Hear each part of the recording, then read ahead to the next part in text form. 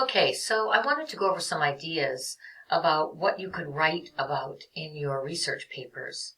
And so this PowerPoint has lots of topics that you could write about, or elements of literature that you could write about, along with some questions you could ask while you're creating your papers.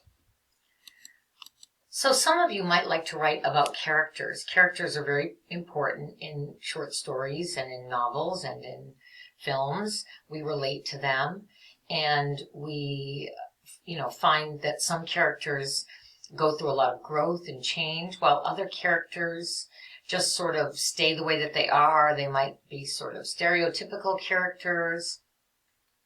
So some of the questions when you are writing about characters that you could answer are questions such as, which characters in the story are flat? In other words, they're never developed, they never change, they're very superficial, they don't have a lot of personality, just some simple personality traits that the main characters sort of bounce off of.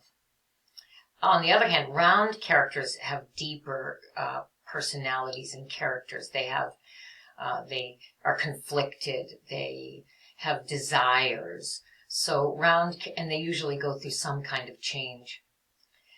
Static characters don't change at all, while dynamic characters do change. So some of these terms are a little redundant. Round characters are usually dynamic, usually do change. You can also talk about whether or not any of the characters are symbolic, whether they might represent someone else or a group of people or even an idea.